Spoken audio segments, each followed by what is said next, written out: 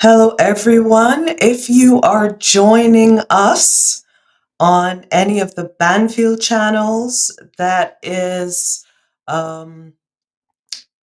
BPME YouTube or BPME on Facebook, we have one more minute before we go live. Okay, sorry about that.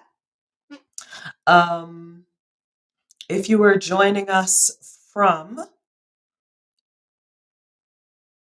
our channels, you may notice a little delay. We're just waiting for OET to pick up, and then we are ready to go. Okay. All right. So I see those. There are people who are already joining the chat. Lovely to see you here. Um, Hello, Kapil. I'm hoping that everyone can hear me. Um, if you can hear me, let me know. There may be a delay in the feed because we're broadcasting to multiple um, channels, but hopefully it's good to go. Okay. So, Kapil, welcome from Kapil. Where are you from? I see Margaret is joining us from Zambia. Good. Um, there are other people who are watching. Feel free to type in and let us know where you're joining from. Those of you who've done any of my sessions before know that I am very, very interactive. Um, I greet people and I love to see where you are coming in from. I'm using a couple of screens here, so you may notice me looking away from the camera, but that's just because I'm reading the screen. So Bindu is from Kerala. Welcome, Bindu. Welcome, Annette. I'm seeing we've got lots of people joining from India, so welcome. Ranjith, welcome. Other people as well who are watching, again, feel free to join in and let's have a really interactive session today. Remia, welcome. Thanks for joining us. And everyone out there who is joining us because you are on the same OET journey as tens, if not hundreds of thousands of people, candidates around the world. Um, we understand what you're going through. Um, we've been doing this a very long time, and these webinars are designed to help you and to cover common problems. Of course, in these sessions, we're not going to be able to cover everyone's problem. However, hopefully today will give you a little taste, and from there, we'll give you resources where you can find out more. So we've got someone from Pakistan, but I must admit, I find that name very hard to pronounce, but never mind. Okay, so let's jump right in. What are we going to be talking about today? Today, we're going to be focusing on the OET speaking and specifically that very first criteria called intelligibility. Okay. So the question becomes, and I'm going to start scrolling through now. What exactly are the examiners listening for? There are a lot of myths and rumors out there, and a lot of misunderstanding about exactly what the examiners are listening for. And note the word listening here. Okay? Because please remember, the examiner is not seeing you. You are a voice on an audio. So you have got to impress the examiners with what you say. Okay. So I know that often in practice and with tutors, um, you do a lot of body language and what's not. And also when you're actually in the physical session in the OET speaking subtest across from the interlocutor, you are figuring the interlocutor is picking up facial cues from you. You are picking up cues from the interlocutor. And that is normal. But just remember, it is what is said to the examiner on that audio that is important. Okay. And then often there are also lots of myths about, oh, this matters and that matters. So actually, today, I'm going to be focusing on what you should not worry about, as well as talking about things that matter. Okay. So after today's session, we will also be having a free OET speaking session. This is on the 16th of July 2024. I will share with you how you can register for that session. Now, this is not a webinar. This is going to be a class, an actual class. So you're going to be in a Zoom classroom with me, and I will be speaking with you and interacting with you. We're going to talk about why a strong opening is important, tips for starting different scenarios, which we know people have problems with. And we're actually going to do speaking role plays. It's 80 minutes. We're actually going to do speaking role plays. So if you want a chance to do a speaking role play with me and get some serious tips, join us. And we're also going to discuss generally what, okay?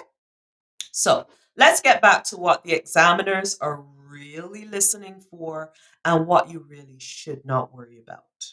Okay. So I see more people have joined us. Again, the feed is delayed. So for those of you who haven't joined us, um, who are now joining us, hello, Himbi. Welcome, welcome. Um, my name is Alicia. I am a premium preparation provider with the Occupational English Test, official OET, and one of the all stars providers globally. Um, our platform is called Banfield's Professional Medical English, and we have a lot. We focus, that is actually one of our main focuses on OET, but also do complete medical English teaching from beginner right through to help you build your vocabulary, your grammar, and your real life communication in real life healthcare scenarios. I myself, I come from a medical background. I'm actually Dr. Alicia Banfield. I no longer practice. Now I teach and help healthcare professionals all over the world make a change in their careers and open opportunities by improving their language and passing their OET. Okay. So that's who I am. So now I am going to throw a question at you to ask you. Remember, today we're focusing on intelligibility. So, what do you think intelligibility means when it comes to speaking? I'm going to pause now for a few minutes and I'm going to let you type your response in the chat. Okay, there's going to be a little bit of a delay, so it may seem like I'm not saying anything for a minute or two, but that is only because of the delay with the streaming feed. So just type into the chat here what you think intelligibility means, especially in the context of your own self. Okay?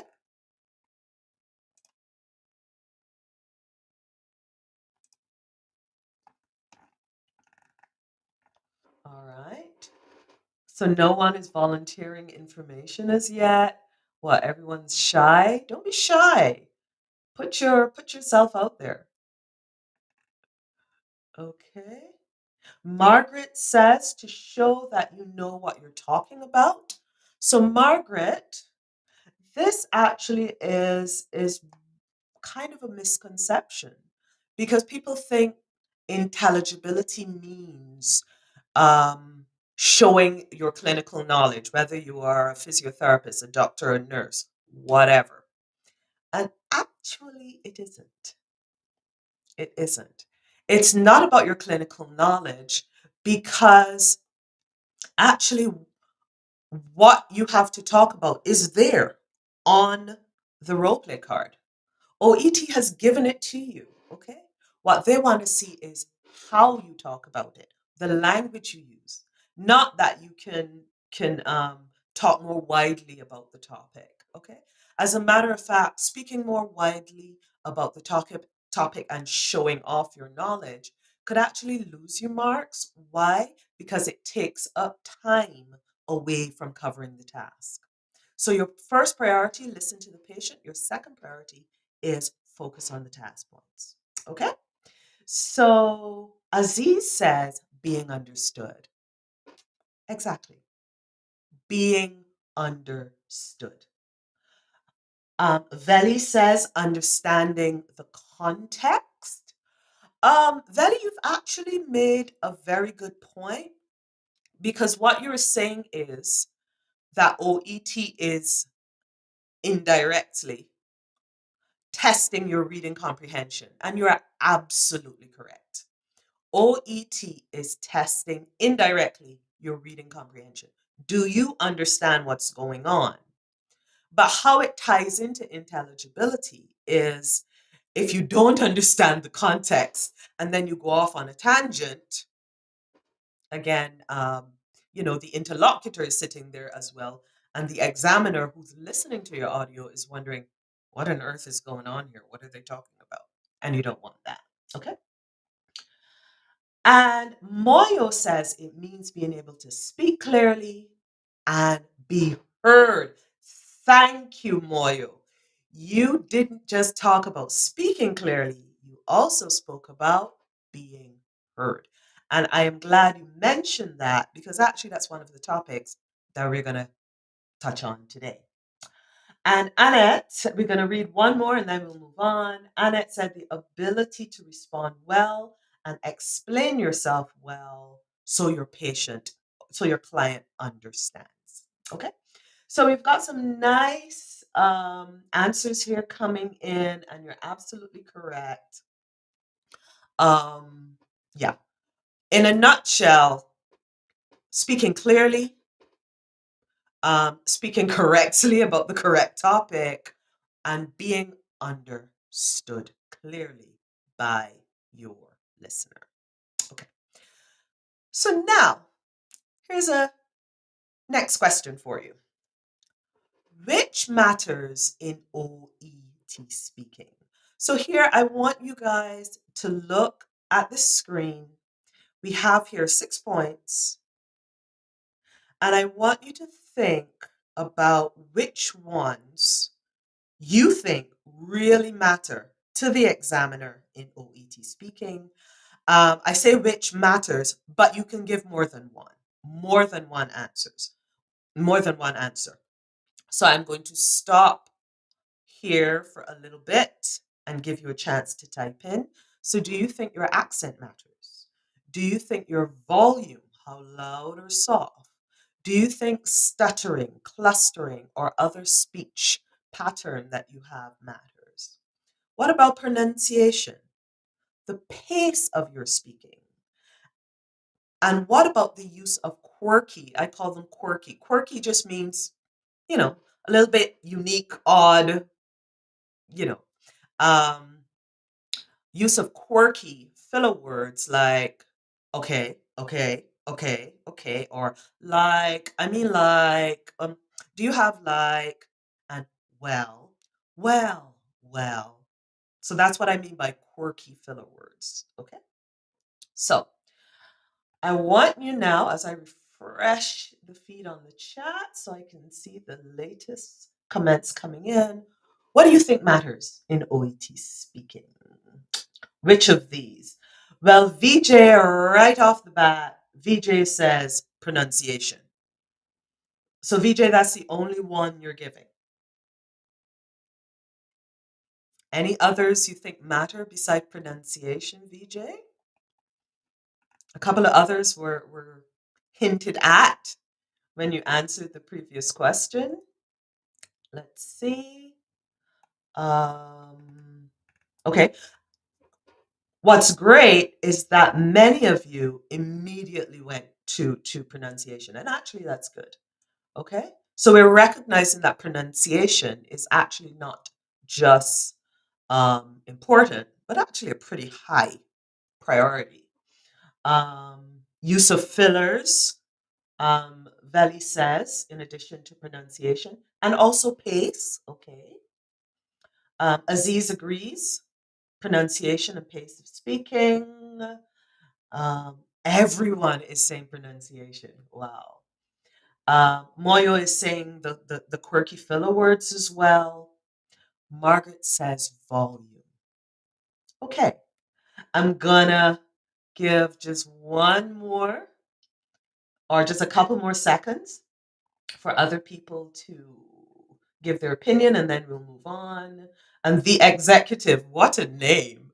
The executive said volume as well. Okay. So I like, in this screen, I like to mention, I like to color code it, I should say. The ones that are completely crossed out means they don't matter at all. Unless they're so bad that no one can understand you, they don't matter at all. The red ones mean yes, this is important. The orange ones, like stutter and pace, mean it can matter, but you can actually work around it. It doesn't have to be an absolute problem. And we will go into that in more detail. And the green ones mean, oh, yeah, okay, these you definitely need. One, you can work on them. And two, they are going to make a difference to the examiner's impression when they listen to you. Okay? So let's look at them one by one. Here's why an accent doesn't matter.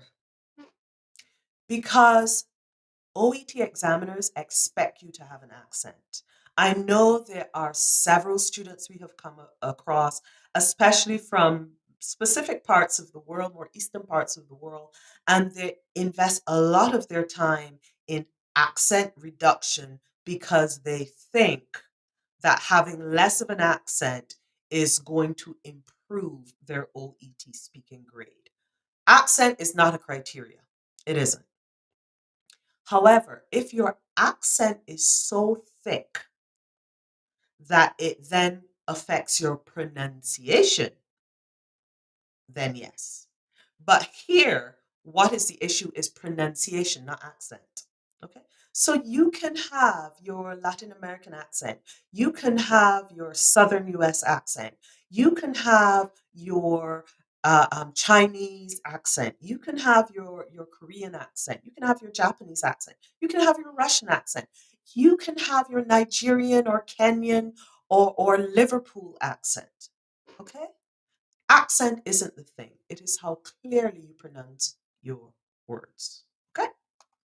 Let's look at the next one, volume.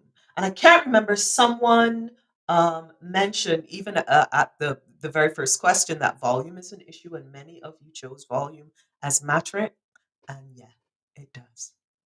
Two reasons. One, the examiner, just like patients and colleagues in real life, must be actually able to hear you, and the examiners have to hear you to give you marks. I mean, it's so basic. If they can't hear you, they can't mark you. Sorry. And yes, there are people who have a naturally soft voice, and that's great. That isn't a problem. However, fortunately, at the start of your speaking, there's this 1 to 2 minute period where you and the interlocutor, you just have a very quick chat. It's not being marked, okay? But this one of the reasons we have this part of the start is one, to get accustomed to one another's voice, but two, to kind of see volume wise where you are at, where the interlocutor is at, and how the recording can be adjusted so you can both hear. And the interlocutor may also say, could you speak up a little bit more loudly, okay, to raise your awareness of volume, okay? Um, and then the other reason is because the examiner doesn't want to be, what is being said here? In order to give you a mark. The examiners are human beings, okay? Just remember that. They're highly trained by Cambridge, but still, they're human beings, okay? And actually, there's a third reason why volume is important is, remember, the examiners have a recording. They're not reading your body language and your facial expressions, okay? All they have is your voice. That's it. Just your voice, okay? And they also don't know your nationality, so again, accent doesn't matter. Stuttering, clustering, and other speech patterns. Now, many people naturally, has nothing to do with language. They naturally have um, speech. You can call them impediments. I like to call them patterns. And a stutter, some of you even here today might have stutters and worry about your stutter. And that is usually it's on these sounds or glottal sounds, um, where they go like and okay. This is a speech pattern that some people have, and no, it does not mean you will not do well in OET. So do not let your stutter make you think, oh, this is going to prevent me from passing. No. Clustering, some people, when they get nervous, what they do is after a stutter, they then so no one can understand. That's called clustering. The problem with that is that you may be speaking so quickly, you can't be understood. Okay. And other speech pattern impediments, some people have what we call a lisp or tight tongue, where because of the binding of your tongue, they're not able to produce certain words. And for example, s and th may become a problem. Okay. I don't call these speech impediments. These are speech patterns. Okay. And they do not mean that you cannot pass your exam. Okay. What you need to do is be aware of them. Why? It's not going to change overnight, and it is a part of who you are. Okay? Embrace it, celebrate it. Okay? Don't panic about it. And also, if you worry about it, that pattern is going to get worse when you're stressed. Okay? So, what you need to do is to find a way to work around it, acknowledge it, and find a way to work around it. Okay? Pronunciation, definitely. Pronunciation is actually what I would say it is one of the top two issues in intelligibility. Okay? Why? Because many words in English sound alike, like tingle and tickle, walk and work, though and thorough.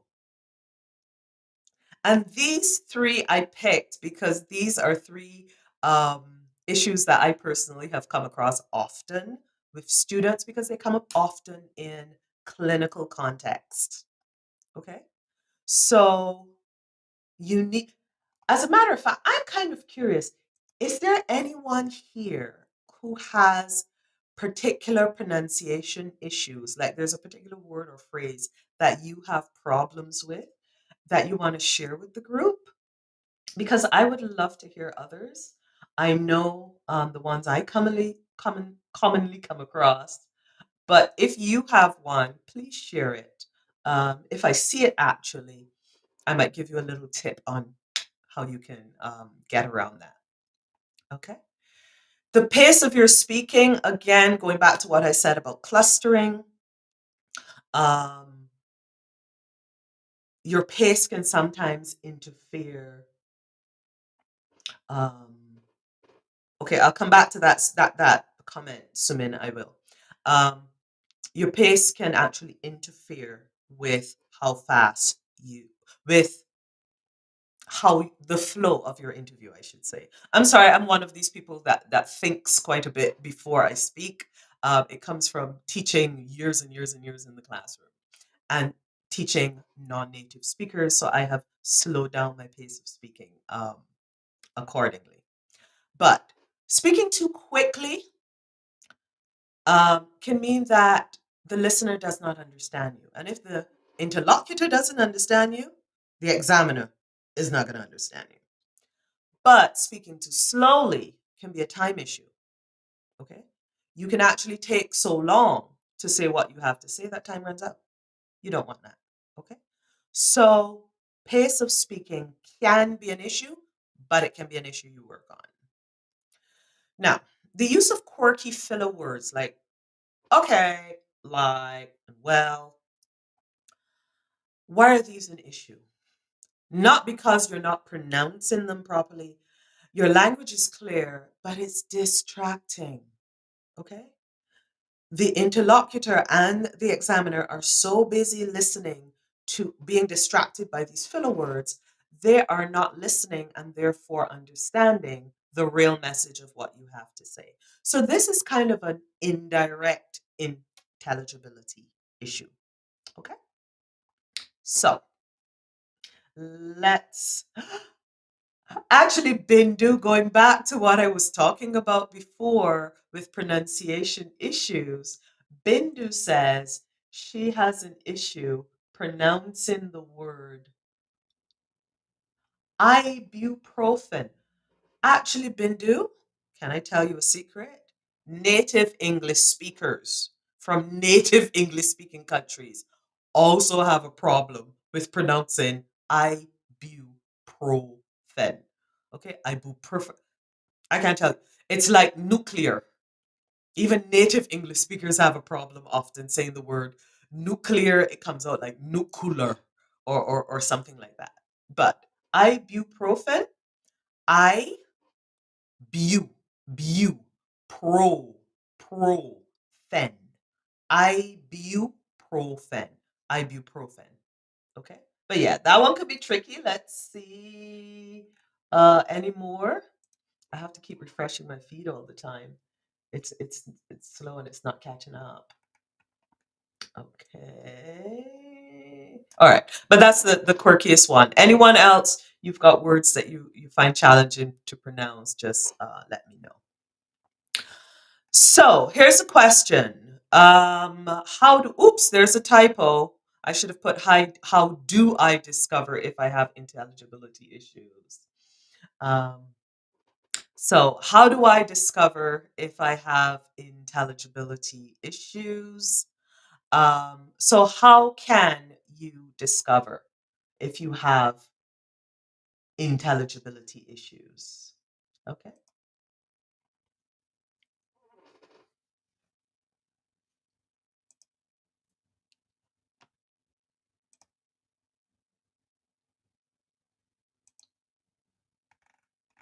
Okay, I'm giving you a chance to just think about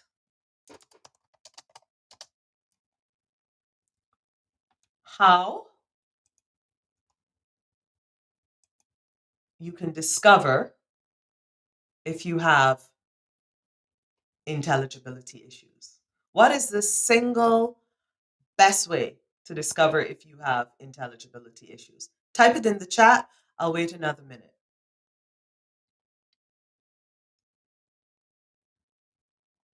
No one has any ideas? I'm not talking about how to fix your pronunciation. I'm talking about how to discover if you even have issues. Think about that. And in the meanwhile, Shraddha says that she's got a problem with omeprazole. Omeprazole. Omeprazole. And omeprazole. And Aziz says world. Yeah, world and word. The tongue works a little harder when you're saying world and word. Okay. And Aziz has mentioned it. Sanju has an answer also. So Aziz says, record yourself. And Sanju says, regular speaking. And yes, you're both correct. Okay. Recording yourself. Now, almost every single student, new student that I've had when we're doing speaking exercises, and I tell them from the very beginning, we're going to record most of what you say. The first response is, "Oh, I hate listening to myself," and my response is, "Oh, that's cute. It doesn't matter, but it's cute." Here's why: because yeah, you don't like listening to yourself because we always think that we sound weird. Okay. However, listening to yourself is one of the best ways to objectively pick up patterns in your speech. And two is because we never sound how we think we sound. Okay. It was listening to myself that I realized how slowly I speak now compared to 15 years ago. Okay. Um, Again, that is because of teaching. So recording yourself allows you to listen objectively and then identify those parts that you want to work on them, and re-record, which brings us to what Sandra said, which is regular speaking. If you do a recording and it has any errors, there's nothing wrong with repeating it. Often we do, oh, we've done that role play, let's move on to another one. Let's move on to another one. But you can actually pick up as many skills in speaking fluently and good pronunciation by repeating and trying to improve what you've done before. Okay? So, another point, practice with an objective listener. Now, you'll see I've got the word objective listener in big letters. Here's why. Sometimes, and I even do this with my students, if they're mock testing, and they've done all of their classes with me, I'll actually, when they do their mock test, have them do the mock test with someone else. Why? Because if they've done all their classes with me, I now understand even their mispronunciations, and I will be tempted to overlook them. Whereas with a new teacher, the new teacher will just mark them on what they said and how they said it, not how I, as their existing teacher, uh, um, know that they meant to pronounce it. Okay? So, an objective listener. Also, you may want to, if you are coming from a region that has a very, very strong accent, you may want to find a listener who's not from the same region or has the same accent as you. Why? Because chances are they also have the same pronunciation issues as you. So for them, difficult pronunciation may actually be fine, but you have to think about it in the terms of the native English speaking or C2, advanced English speaking examiner, what they're hearing. And they don't know you, they don't know your accent. Okay. So practice with an objective listener.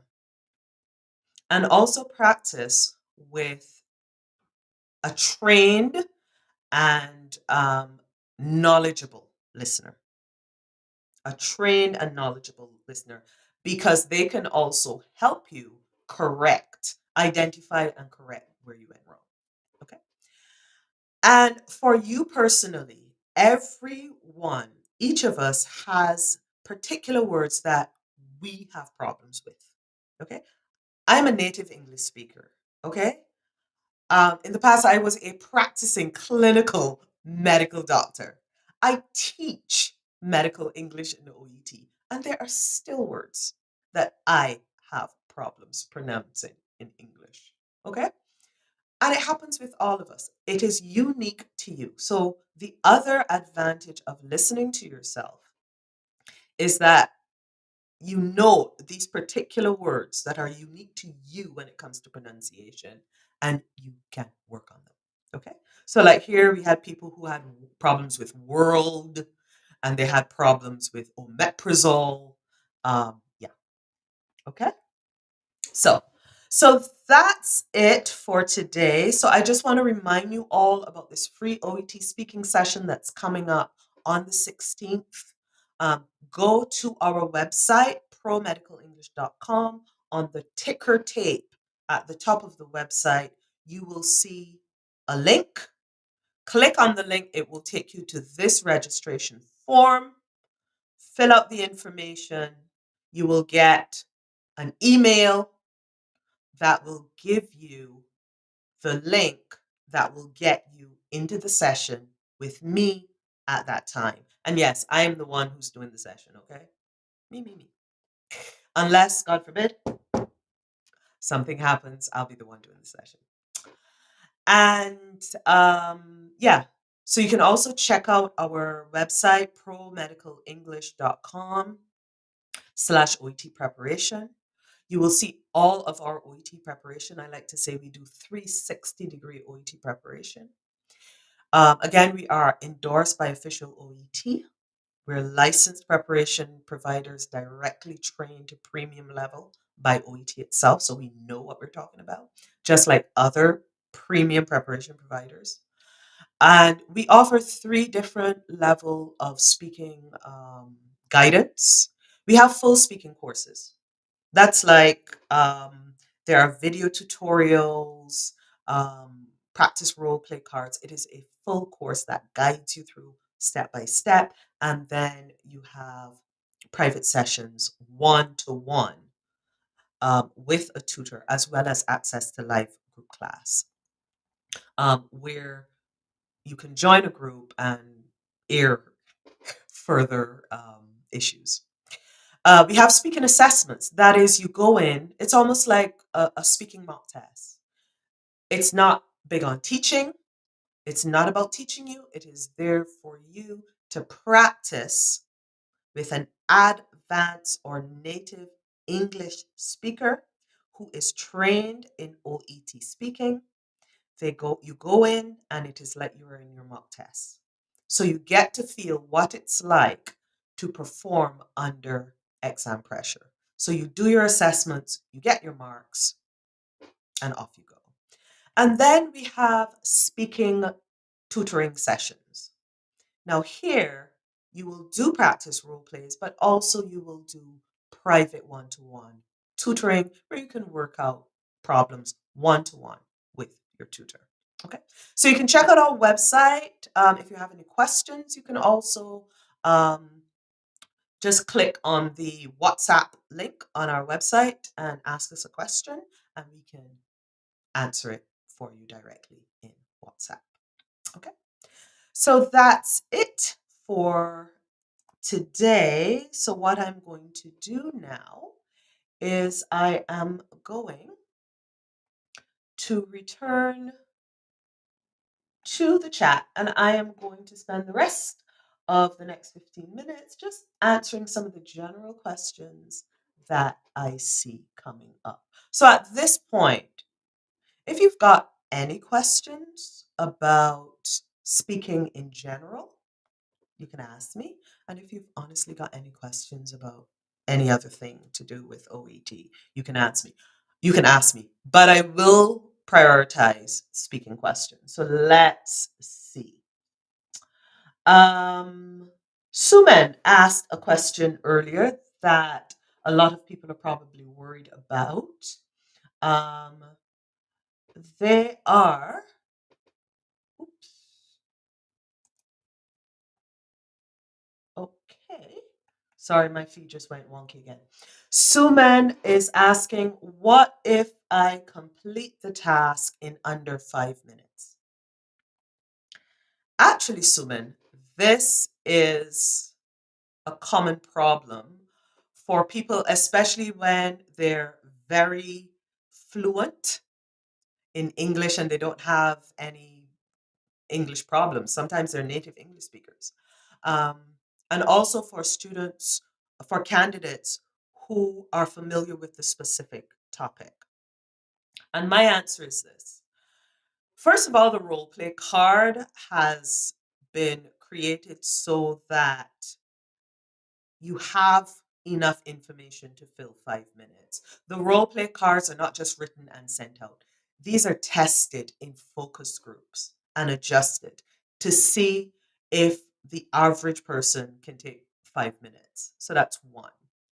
So it two is if you in practice are finishing before the 5 minutes consistently. Again, listen back to the audio and find out why. Is it that you are rushing over things? Is it that you are not addressing what the patient, i.e., the interlocutor, has said, or some other reason? Have you missed out information? Okay. Having said that, it can happen, and I've heard it happen, that the interlocutor just reads out everything and sits there and there's no exchange, which is there should be an exchange. And this kind of makes it very difficult for you to kind of exchange and ask and pull more information out of the interlocutor if they've already just dumped all the information.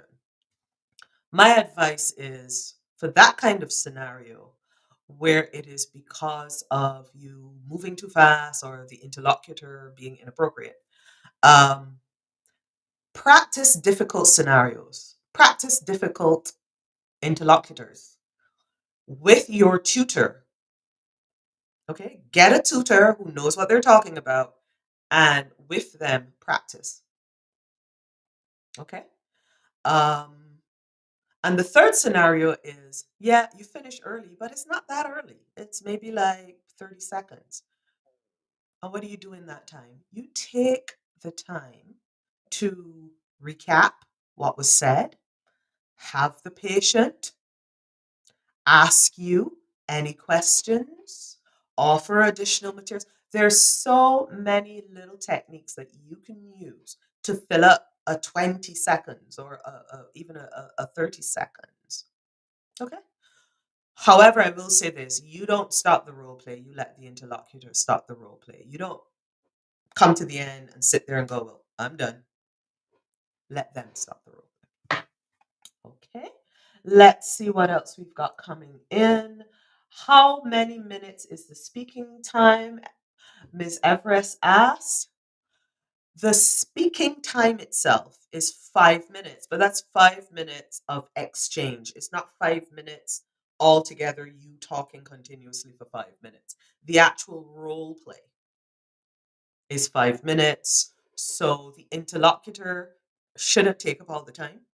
Um, shouldn't be talking too much. And however, you still have to stop periodically and ask questions of the interlocutor patient and elicit information and queries from the patient and answer their concerns. Okay, so it's 5 minutes. Um, let me see first the speaking before I address Bindu's question. So, searching for words, Shraddha says, I hope I'm pronouncing that properly, correctly, but if it's Shraddha, I apologize. Um, you mentioned searching for words. Now, let's define what searching for words is. So, as you can see from my pattern of speech, I tend to have pauses in my pattern of speech, but that is because I'm a very cerebral person and I tend to think before the words come out of my mouth. I have to almost form the sentence in my head before it comes out of my mouth. And again, this has come from years of teaching um, English as a second language for healthcare. Um, but when I pause to think, as I'm doing now, and I start back, what I have to say comes out fluidly, and my explanations are clear, my language is good. Now, what that kind of pattern of pausing is, I'm not really searching for words. I'm formulating my thoughts. How do we know? Because afterwards, my language comes fluidly, and there are no problems. Okay? So an interlocutor hearing that kind of pause will go, oh, okay. With that being said, you don't want there to be a lot of those kinds of pauses either. It slows things down. Okay? However, the other scenario is someone who hesitates, but when how d- and when they start back, it is clear they're struggling to figure out how to put the sentence together. There, the examiner clearly understands that the reason for your pauses and your stretches and your filler sounds is that you are searching for language structure. And that you don't want to do, okay? Because that you will lose marks for that. If it is you're searching for words because you haven't organized your thoughts properly and you don't know, okay, where do I want to go from here? That is a technique issue, and you need to work with your private tutor or with your tutor, private or otherwise. You need to work with your tutor to develop techniques for good use of your 3 minute preparation time so that when you start, you aren't trying to figure out what direction you're going in. Okay. All right. So let's do two more questions and then I'll leave one non speaking question at the end. Okay. So Aziz says, are the two role plays in the exam checked against each other for language comparison? No, no, no. Okay. The reason why I say this is some people, for example, they are struggling and anxious. They're anxious and therefore struggling in their first role play because they're nervous. It happens. But then they settle down in the second one. So in the first role play, they may mispronounce a word, and then in the second role play, they say it correctly. Or in the first role play, they jumble grammar. In the second role play, they say it correctly. Yeah? The examiner is not going to go back and go, oh, you did it wrong the first time. I'm going to penalize you. No. OET are not the big bad guys. They actually do put in a lot of opportunities. It is a demanding test because healthcare is demanding as a profession and as scenarios. But they are aware that this test is challenging for people who are learning English as a second or foreign language. They know that. They know that in the test you're going to be anxious. They know that you're going to have, challenges with, you know, anxiety or whatever. They know that. So they give you these little opportunities and they don't penalize you if you stumble once and then catch your feet. They don't. They don't. Okay. All right. Is quirky the same? Oh, when I said quirky, now quirky is a new word. It is a legitimate English word, but it is not an academic word and it is not an OET word. Quirky just means unique to you. So we say that some people have quirks. It just means that they're odd little things they do that are unique to them. So one of the quirks that people might have in their speaking is these filler, very specific filler words like well or like or okay. I will confess to you that my second quirk in speaking, in addition to pauses as I think, my second quirk is saying the word okay. It was actually pointed out to me by one of my mentors. And when I listen back, I go, oh, I didn't even realize that. But we also have quirks in our writing.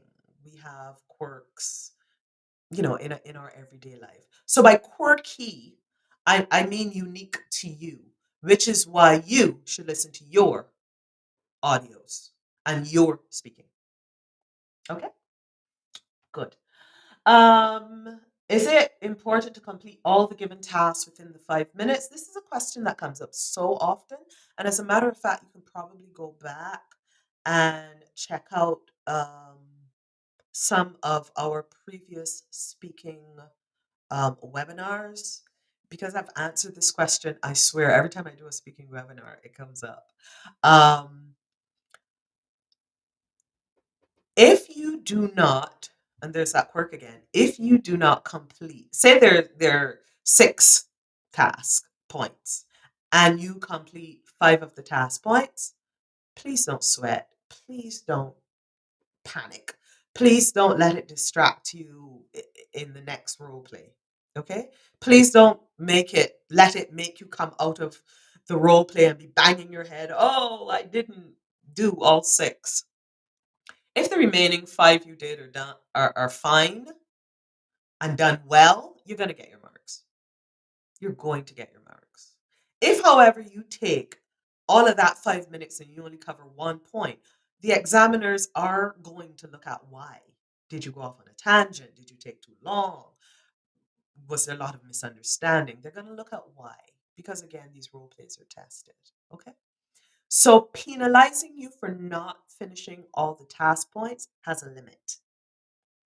Has a limit. Missing 1 task point, but the rest of your role play went well.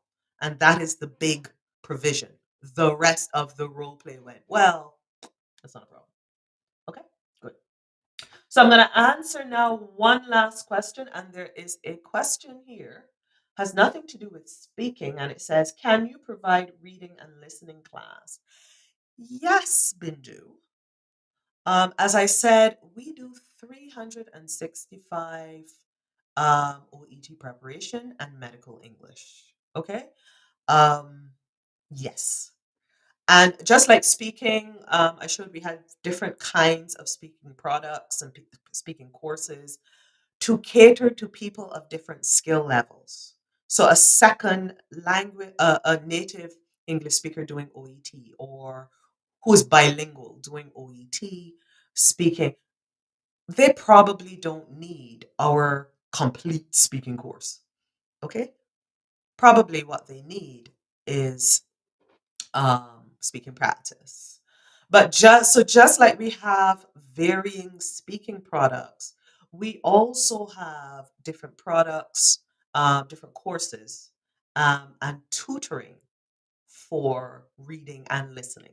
Honestly, anything to do with OET, even test day preparation, even pastoral coaching, getting yourself in the right headspace.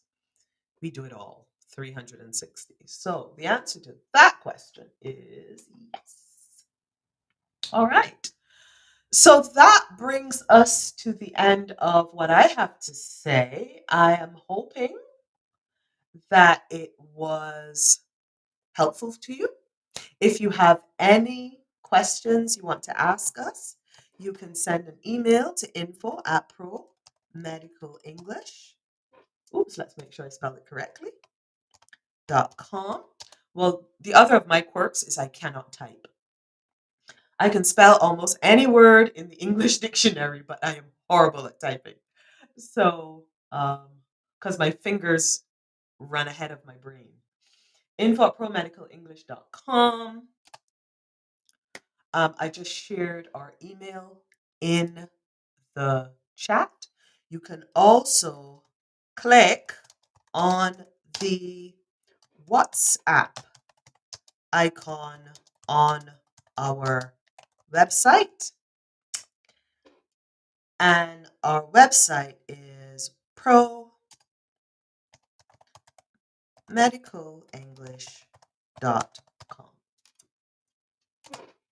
Okay, so I've just shared all of that information with you.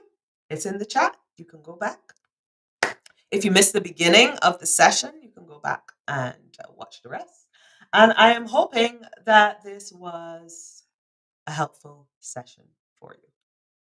On that note, I am going to say goodbye. To those of you who are doing OET coming up this weekend, I wish you all the best. Be calm, get yourself in the right headspace, and go into the exam and do your best. In Germany, we say Daumen drücken, which means thumbs pressed. In the English speaking world, we say fingers crossed. And I say positive vibes out to you. All the best of luck. Bye bye.